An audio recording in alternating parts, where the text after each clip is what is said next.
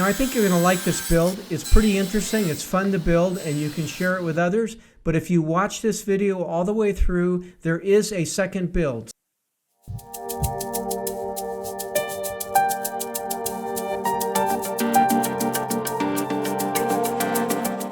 Hey, there's nothing like homemade gifts for Christmas. Yeah, I know, you can buy off of Amazon, you can even have them packaged and delivered to somebody else's house. But what's the joy in that?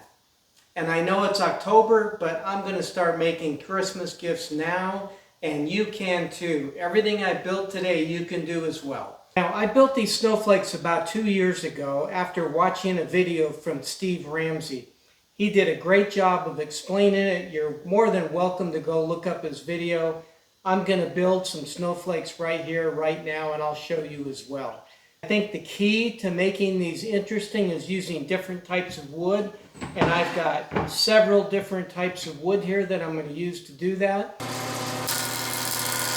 I don't know about you, but when I get new wood, I kind of like to mill it myself, no matter what kind of shape it's in, because I want to know what I have. And I know I've set my tools up right, I know I'm going to get a good product in the end. Okay, now I used a joiner on one side and the table saw to cut the other side. I planed these to the same thickness. So now I've got 3 pieces of wood. They're all the same thickness, 3 different colors, and this will make my snowflakes. And believe me, this is 24 inches. It's going to make a lot of snowflakes. Well, you might have noticed I've got a little extra dust here. My dust collector is it's working, but I can't keep the bag on. But before I proceed, I'm going to put a new saw blade on here. This is a cabinet maker's crosscut blade. Gives a really nice fine cut, and that's what I want to make these snowflakes. It's not required, it just makes a cleaner cut, and I think it'll be a little bit better fit when I put it together. Alright, I got my new blade installed, and I want to set this angle at 30 degrees, which is probably one of the most important steps in making these snowflakes. And I'm going to use my digital angle gauge to do that. Probably the best investment you can make for a table saw. It's opposite of 30 is 60, so I'm going to try to set this right at 60 degrees.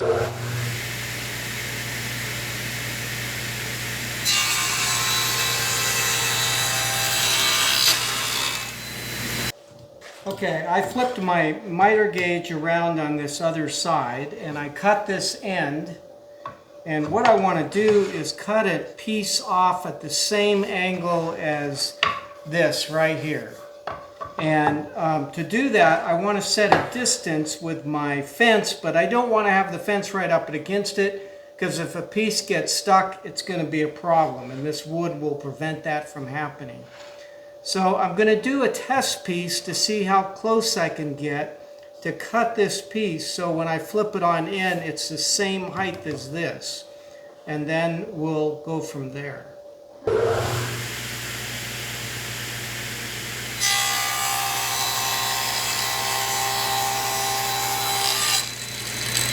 Now you can see that I cut this piece off and it's level right here, and what I want to do is flip it around this way, and it's a little high, so I have to make a little bit of adjustment in my fence to try to make both those even. Okay, let's see how this piece works. I just cut this piece. If I flip it around, check it that way, and it's almost perfect. So I think that's what I need, and I've got my setting. I can start cutting my pieces. Now that I've set everything up properly, it's just a matter of cutting a number of strips.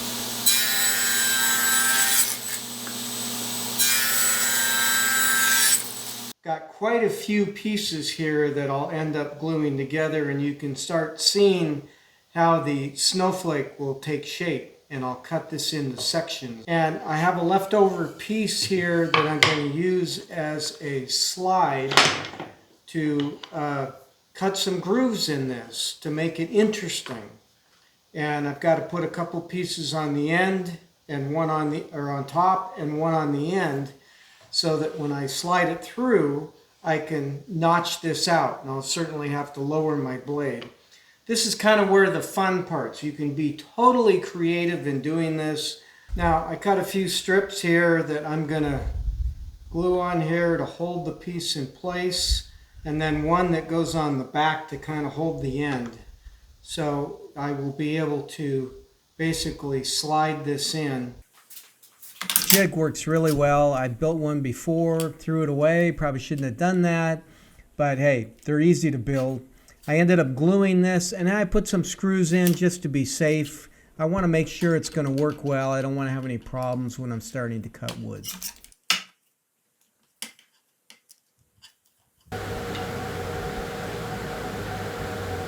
Now's the time to be creative. I want to cut slots in all these strips of wood I've done. And I can do different heights, different angles on different sides. It doesn't matter. The more creative you are, the more interesting it's going to look in the long run. Now that I've put some grooves in this, you can kind of see how it's coming together. See if I can figure out how to piece this.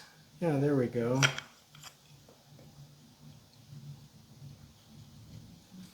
See, that's what it's going to start to look like. I don't think I have enough cut, so I'll keep cutting.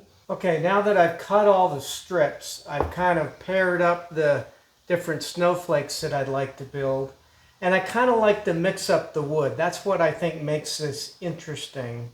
And so I've done that with most of these. I have one here that's all the same wood, just to see what it looks like. And to glue these together, I use a Tidal Bond clear glue. I really want to use something that you won't see when you put it together, and this works really well. I've used this before, a little bit more expensive, but not too bad. Now I've glued one up here. You can see what it looks like. I use rubber bands to hold it together when I glue it. It works really well. I don't think I need anything else. And you can see now the design of the snowflake. And then when I cut them on the table saw, I'll cut them about 1/4 inch, maybe a little less than 1/4 inch thick. Kind of like a log that you cut strips in. And that's your snowflake. The important thing here is to make sure you get plenty of glue on that surface, so when you glue it together, you get a nice strong bond. The last thing you want is something to fall apart when you slice these into little strips. Now I lost the sound here, but what you want is a sacrificial block that you can use a glue gun to glue your snowflake log to. So as you cut the strips closer and closer to the end of the log, you're not going to have your hands too close to the saw blade. Now I cut my snowflakes into like 1/4 inch strips. Once you cut these on the saw blade, you're done. You can put a ribbon through these, you can glue them to packages, however you want to use them for Christmas. But they're just a fun Christmas gift to make. Now I'm making coasters, and these coasters are going to be 4 inches wide, and I've cut it into a long strip and made a trough that I can put this in, because I'm actually going to put resin in some of these slots. So it's important to make that trough perfect and have that wood perfectly fit inside it. Now I chose to cut strips of my wood at different angles to give it some interest. I cut them very shallow so I didn't have to use too much resin. But here's an opportunity to be really creative. You could do anything you want to do to put some kind of indentation in that wood for the resin to sit. It really doesn't matter. I ended up doing different angles. I like the way it looks, but you could use a variety of different solutions.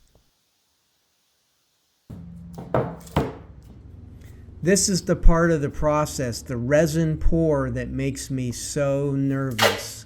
No matter what happens, it always seems to find a way to leak out of the mold. I've built this mold super tight. I line the inside with packing tape so it won't stick to the wood. I sealed the inside with caulking. I put duct tape on the outside, and it still finds a way to leak. But you want the resin to go where you put it. So it's really important to seal that mold up well. And then when you put your strip of wood in, clamp it down, get it nice and firm against the bottom so the resin can't leak down the sides and go underneath it. So important to make sure you get the right pour in the very first shot.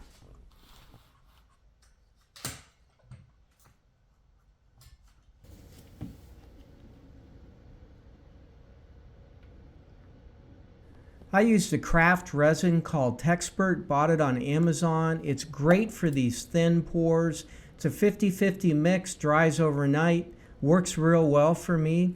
I added a milky powder to it to give it kind of a white, lustery look. I thought that was good against a black walnut.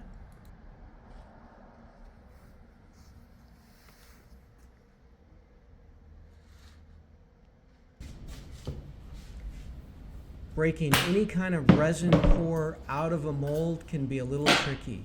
That resin just sticks to everything, which is great, but it can be a little difficult breaking it out of a mold.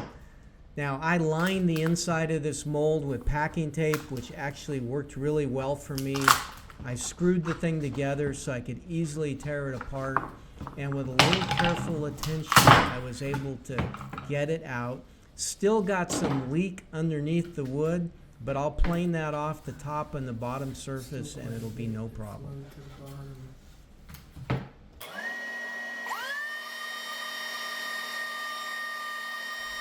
Now, planing your product, you want to be a little careful because you cut these lines thin, you poured thin so you didn't have to use too much resin. But as you plane it, you don't want to take all that resin off. So you just have to watch carefully how much you take off. I just took off a little bit at a time until I knew it was right.